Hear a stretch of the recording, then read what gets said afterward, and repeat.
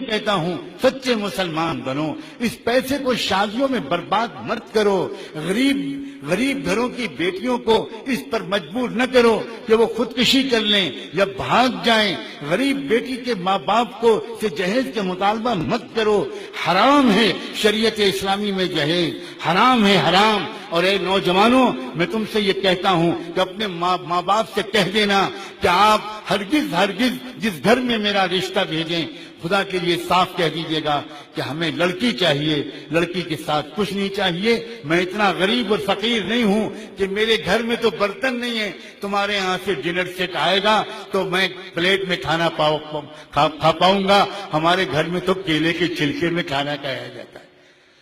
اور میں اتنا غریب اور یتیم ہوں اور خاندانی غریب ہوں کہ اگر تمہارے یہاں سے پنکھا نہ آیا اور اے سی اور کولر نہ آیا تو بھئی ہمارے گھر میں تو پرانا ہاتھ والا پنکھا ہے، ہم تو بھکاری ہیں۔ نوجوانوں، تم نے اپنے آپ کو کتنا ذلیل کیا ہے، تم کیوں یہ نہیں کہتے کہ میرے دست و بازو ہیں، میں کماؤں گا اور کما کر اپنے گھر میں اپنی شریک حیات، اپنی لائف پارٹنر کو آرام پہنچاؤں گا، مجھے تم سے کچھ نہیں چاہیے۔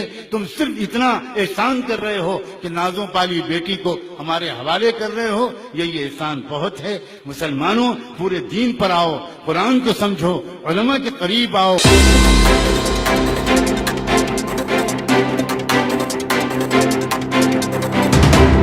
البتہ اس معاملے میں ہمارے ہاں جو ایک مغالطہ ہے وہ سمجھ لیجئے۔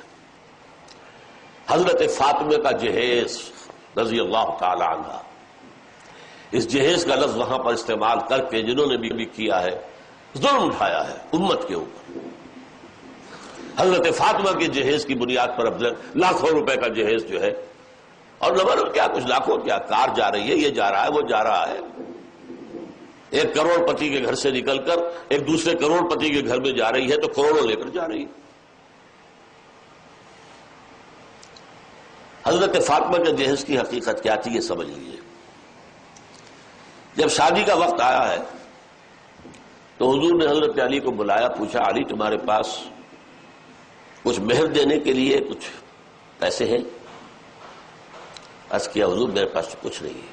پھر کہہ رہا ہوں میں، وہ فقراء صحابہ میں سے تھے، جیسے ابو الدرداء تھے، سلمان فارسی تھے، ابو ذر غفاری تھے، یہ فقراء صحابہ ہیں، درویش منش۔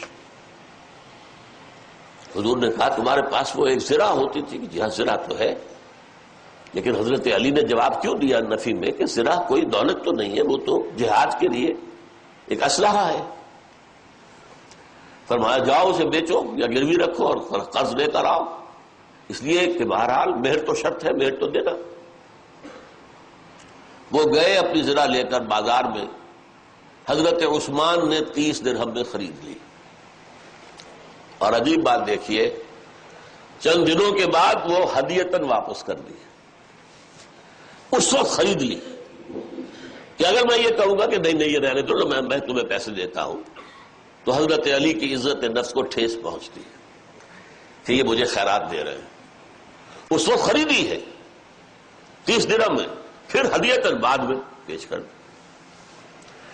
وہ پیسے لا کر حضرت علی نے رکھ دیے حضور کے سامنے، اس میں سے کچھ آپ نے اندر بھجوا دیے دلہن کو تیار کرنے کے لیے، کوئی اس کا اچھا لباس، کوئی خوشبو، کوئی چیز تو ہو، اور باقی سے وہ سامان بنایا، ایک گدا جس میں کھجور کی چھال بھری ہوئی ہے، 2 تکیے ان میں بھی کھجور کی چھال بھری ہوئی ہے، ایک مشکیزہ کنویں سے پانی تو لانا ہی ہے،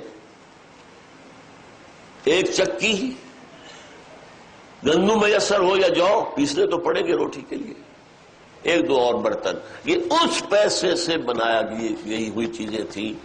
حضور نے اپنی جیب سے 1 پیسے کی کوئی شے نہیں دی جسے جہیز کہہ سکتے۔